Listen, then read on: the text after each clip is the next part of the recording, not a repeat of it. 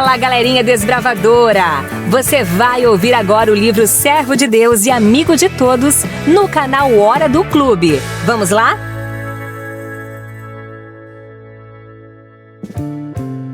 Livro Servo de Deus e Amigo de Todos. Capítulo 1. A amizade abalada por causa de um mal-entendido. Finalmente, o sol saiu! Léo estava olhando para o céu, apertando os olhos. As nuvens se moviam rapidamente. Uma brisa fresca ainda soprava em seu rosto. É isso aí. Dificuldade em acordar cedo e sair da cama já é coisa do passado. Imagine que você está deitada em uma cama quentinha, ainda no escuro, sonhando com algo bom. Lá fora, a manhã está fria e monótona. E então você ouve: Léo, levante-se! Você vai se atrasar para a escola! Mãe, só mais um pouquinho, só mais 5 minutos.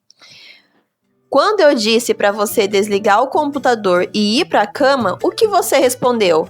Mãe, só mais um pouquinho, 5 minutinhos. Quer saber? Todos os dias você tem 1440 minutos, nenhum minuto a mais. Quanto você gasta dormindo é com você. Agora é hora de se levantar e ir para a escola. Que maldade! Léo resmungou e cobriu a cabeça com o cobertor. O garoto se levantou, engoliu o café da manhã e correu para a rua. Faltavam 20 minutos para sua aula começar. O vento cortante chicoteava seu rosto, ainda sonolento. Léo pisou em uma poça. Ele afastou as amargas lembranças e olhou para seus amigos. É um bom dia, não é? Igor e Felipe olhavam seus celulares. Os polegares estavam em constante movimento.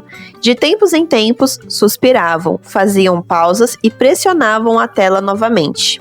Ei, tudo bem? Podemos ir agora? Não houve resposta.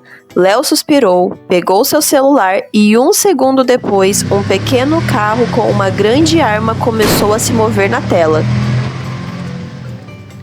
Ei, a aula vai começar! Vocês não vão entrar? Natália, a monitora da turma, chamou os rapazes. Léo jogou sua mochila sobre o ombro e se arrastou para a sala. Matemática, 2 aulas, Dona Eleonora. Ai, desanimador. A professora de matemática sabia muito bem a matéria, mas parecia que nada mais lhe interessava na vida além de fórmulas e equações. Então, nada mais era permitido em sala de aula.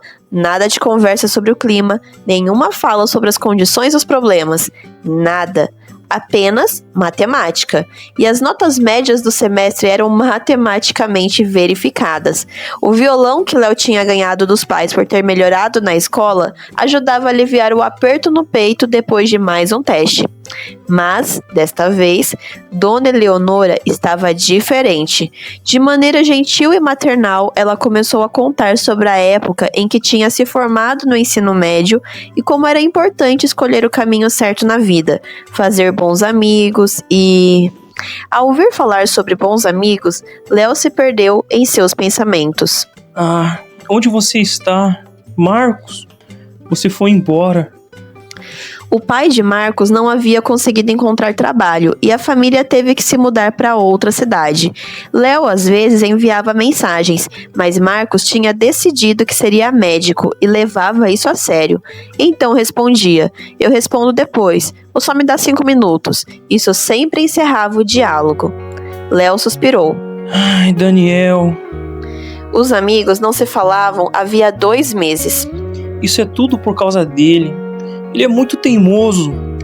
Em fevereiro, Daniel tinha pedido a Léo para tocar violão para ele e outros amigos de sua classe em uma competição entre escolas. Primeiro, Léo concordou, mas não gostou muito da música. Como ele havia dito a Daniel, não era uma versão para violão, mas para piano. E na verdade, Léo tinha medo de se apresentar no palco. Ele conseguia tocar os acordes no violão, até dominava alguns padrões de dedilhado, mas no fim ele recusou, dizendo que estava ocupado.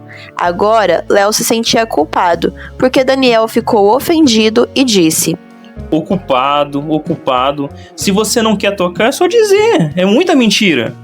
Mas eu não tô mentindo. Eu simplesmente não posso nesse dia. E eu não tenho um captador, então você não ouviria nada. Certo, e as cordas estão... certo, e as cordas estão frouxas. Em resumo, Daniel não acreditou nele e eles discutiram. O que eu devo fazer agora? Admitir que menti? Dizer que tinha medo de tocar no palco? Léo decidiu esperar que a situação se resolvesse por si só, mas Daniel ficou quieto, não ligou e o silêncio terrível entre eles ficou alarmante. Uma vez, a mãe perguntou por que Daniel tinha parado de visitá-los, mas Léo apenas murmurou algo. Léo, vem até o quadro. A voz de Dona Eleonora trouxe Léo de volta à sala de aula. Todos olharam para ele com surpresa. Igor tentou despertar o amigo. Ei, acorda, ela chamou você 3 vezes. Meu querido Leonardo, você ainda está conosco? Ou está em outro planeta? Tô indo. Léo foi até o quadro sob o riso de seus colegas de classe. Tudo bem, agora é hora de verificar o dever de casa. Eu disse que alguém faria isso no quadro. Leonardo está tão absorto em resolver equações que nem ouve a professora. É hora de mostrar todas as suas habilidades. Todos riram novamente. Léo olhou para o quadro. Ele tinha passado a noite anterior inteira revisando as fórmulas e fazendo sua lição de casa com muito cuidado, o que era estranho até para ele mesmo. Pelo menos uma vez, ele queria se sentir confiante na aula de matemática, mas de manhã parecia que tudo tinha saído de sua mente outra vez. Léo olhou para Gabi, uma excelente aluna que sempre estava na primeira carteira. Ela estava levantando a mão com todas as suas forças e sussurrando: Posso, eu sei a resposta, posso responder? Um pouco mais adiante, Léo podia ver o topo da cabeça de Igor. Ele estava curvado e fazendo de tudo para não ser o próximo. Léo olhou para o quadro mais uma vez e começou a escrever lentamente com um pedaço de giz. Bem, vamos ver. A professora olhava para Léo com surpresa. Começou bem. Passou mais um pouco de tempo e Léo pousou o giz e disse timidamente: Acho que a resposta é 1. Você está perguntando ou respondendo? Estou respondendo 1. Houve silêncio na sala de aula. Dona Eleonora parecia um pouco perplexa. Leonardo, o que posso dizer? Está certo. Pelo menos alguém realmente fez sua lição de casa. Você recebeu a nota máxima. Volte para o seu lugar. Léo não conseguia acreditar no que estava ouvindo. Será que aquilo tinha realmente acontecido? Ele tinha conseguido. Feliz, ele voltou para sua carteira, enquanto todos os colegas o olhavam. Felipe batia palmas silenciosamente. Léo se sentia como se tivesse acabado de ganhar os Jogos Olímpicos e como seus pais ficariam felizes. Afinal, não tinha sido em vão que ele havia ficado estudando tanto na noite anterior. Tudo bem. Ainda temos mais 3 equações para resolver. Igor, vem até aqui. A próxima vítima se dirigiu ao quadro com a cabeça baixa. Agora, Léo estava tentando ajudar o amigo de todas as maneiras possíveis. Léo chegou em casa empolgado e alegre. Preciso comemorar a vitória sobre a matemática! Pensou enquanto saboreava seu almoço. Como que eu posso fazer isso? Ele já havia decidido sobre a segunda parte da comemoração, mas para ser uma celebração completa, faltava uma sobremesa. Léo vasculhou rapidamente as prateleiras da cozinha. Não encontrou nem mesmo um docinho.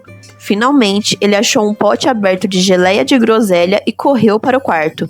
Ele não se esqueceu de pegar algumas fatias de pão e uma colher. Agora era a hora da segunda parte da recompensa por um dia tão bem sucedido na escola. Enquanto Léo estava esperando seu jogo favorito carregar, de repente lembrou que haveria reunião do clube. Léo suspirou e começou a pensar. Se eu vou à reunião, preciso fazer minha lição de casa. Mas é bom fazer a lição de casa quando você está descansado e de bom humor. Se eu jogar agora, eu não vou ter tempo de fazer a lição. Ou se eu for à reunião, só vou ter meia hora para jogar. Léo não acreditava em si mesmo. Nunca era realmente apenas meia hora, mesmo quando uma prova estava se aproximando. Tudo bem, vou jogar um pouco. Eu vou lidar com o resto depois. Com esse pensamento, Léo comeu outra colherada de geleia, aumentou o volume e apertou o botão iniciar. Na reunião do clube, Léo estava aborrecido. Ele não tinha passado de fase no jogo, não estava indo bem.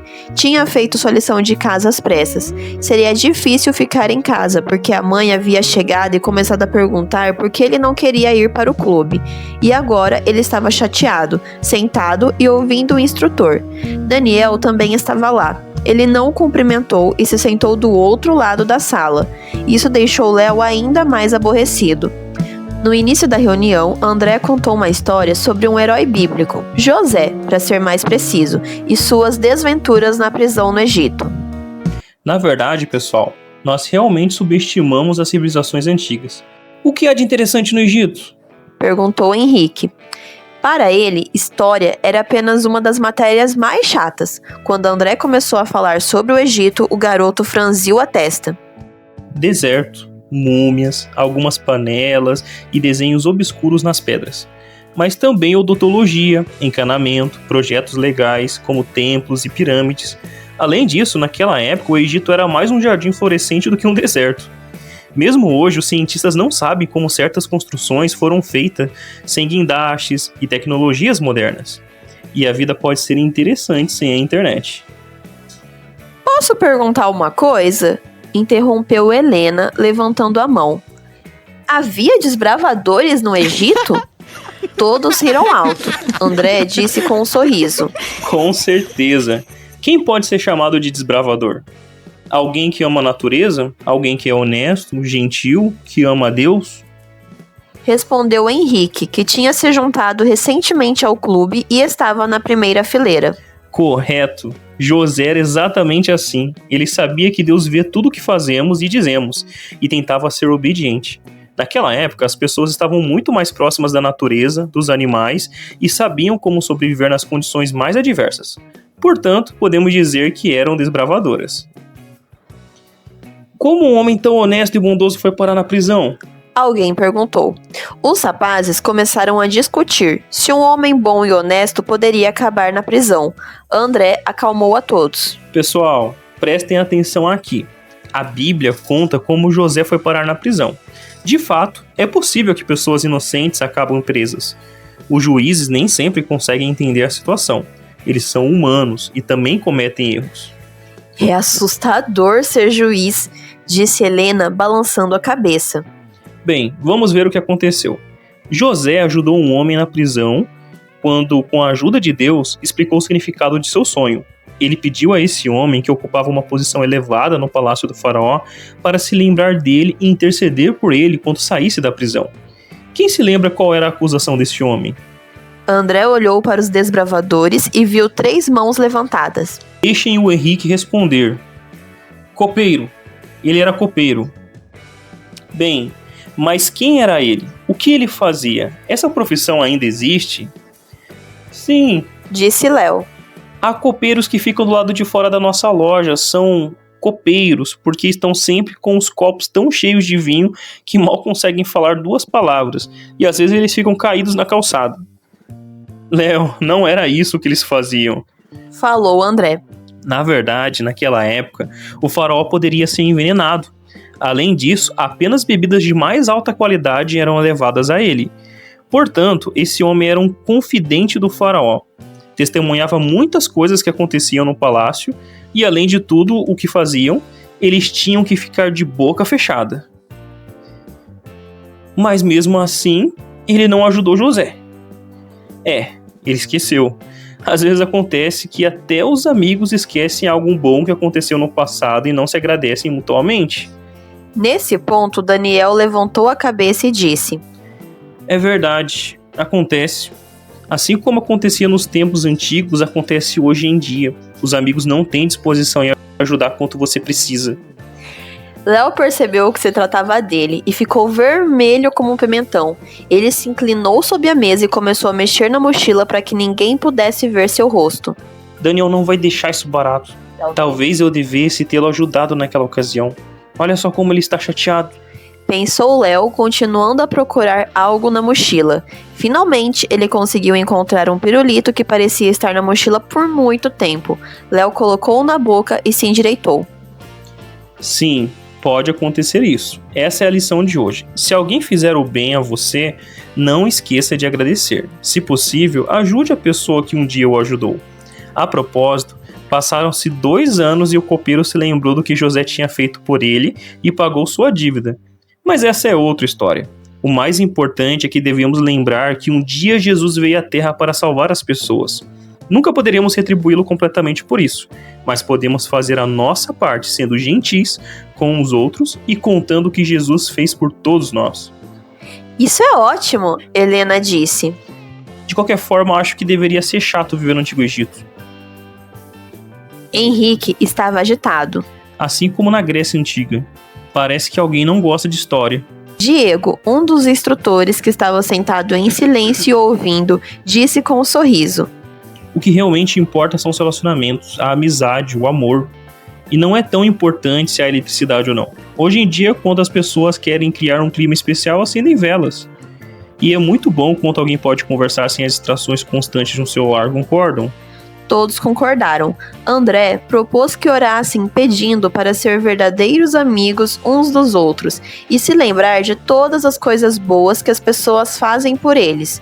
Após a oração, ele disse: Antes de continuarmos, quero falar sobre nossos planos para o futuro. Havia empolgação no ar. Como prometemos, teremos um passeio com caiaque e rafting. Viva! Vai ser uma aventura especial, mas teremos que nos preparar para isso. Na próxima reunião, veremos regras de segurança na água. Cada um de vocês precisará conhecê-las de cor. Combinado? Combinado. Com a ajuda de Deus, planejamos percorrer 23 quilômetros pelo rio e parar à noite. Montaremos barracas, faremos o jantar, descansaremos e percorreremos mais 17 quilômetros no dia seguinte. O tio Pedro estará com seu caminhão e um ônibus nos esperando para carregar as balsas e caiaques nele. O que acham? Está bom para vocês? Ótimo, disse Helena. Por que apenas 2 dias? Isso não é suficiente? Falou Henrique. Vocês terão que trabalhar muito e acreditem em mim, será o suficiente. Se der certo, poderemos fazer de novo em outra ocasião. Está bem. E agora é hora de outra atividade. Diego preparou algo maravilhoso para vocês. Trabalharemos por 30 minutos e depois faremos flexões em uma barra horizontal. Um pouco de exercício será bom para nós. Por favor, barra horizontal não! Reclamou Wagner. A barra horizontal sim! Sorriu André. É hora de deixar todos vocês em forma. Voltando para casa, por algum motivo, Léo não conseguia parar de pensar em José. Sua mente estava cheia de perguntas. Se José era justo e bondoso, por que ele foi preso? Se Deus queria que ele se encontrasse com o faraó, por que não arranjou esse encontro de uma forma diferente? Se José acreditava em Deus e sabia que ele o ajudaria em cada fase da vida, por que pediu ajuda ao copeiro? Será que ele estava cansado da prisão? Apesar de todo o seu sucesso lá? E se eu fosse colocado na prisão por algo que não fiz, seria capaz de suportar? Na verdade, Léo tinha bastante medo dessas perguntas, porque elas estavam associadas a algo muito importante. Ultimamente, ele olhava para o céu muitas vezes, mas não orava mais e não tinha vontade de falar sobre Deus com seus pais. Ele também não queria ler a Bíblia todos os dias, hábito que tinha adotado depois do primeiro acampamento dos desbravadores. Ele ia para a cama tarde e acordava de manhã com a cabeça pesada, mal tendo tempo para tomar o desjejum e correr para a escola. Na semana passada, havia se atrasado 2 vezes e recebido a advertência da coordenadora. Léo olhou para o céu novamente e suspirou. Tudo é tão complicado. Provavelmente José também olhava através das grades na prisão e esperava que a vida ficasse mais fácil, interessante. E isso aconteceu. Queria que fosse assim comigo, que pudesse fazer algo importante, ganhar muito dinheiro, comprar tudo que eu quisesse. Léo se deixou levar pelos sonhos, mas quando pensou em seu conflito com Daniel, os sonhos desapareceram como fumaça. Para Daniel, era como se Léo tivesse agido como copeiro, esquecendo algo bom que Daniel tinha feito por ele no passado? Do que ele tinha se esquecido? Léo começou a lembrar de suas aventuras, viagens e suspirou novamente. Daniel era um grande amigo, sempre pronto para ouvi-lo, compartilhava seu lanche com ele, ajudava com as tarefas de casa quando as coisas estavam difíceis. Mas o que a situação com o violão tem a ver com isso? Um amigo nunca o colocaria em situação desconfortável, especialmente no palco. Léo decidiu que de qualquer forma estava certo e não pediria desculpas a Daniel. 10 minutos depois, ele estava em casa. Sua mãe estava ocupada na cozinha e o pai, apesar da hora, ainda não havia chegado. Trabalho, tanto trabalho. Léo pegou alguns pãezinhos e uma laranja e 5 minutos depois, sem sequer trocar de roupa, grudou na tela do computador. É assim que você pode se esquecer de todos os problemas e se animar rapidamente. Pensou consigo mesmo, tentando pressionar os botões do teclado e ao mesmo tempo dividir a laranja em gomos. Após essas tentativas, o teclado ficou todo melecado.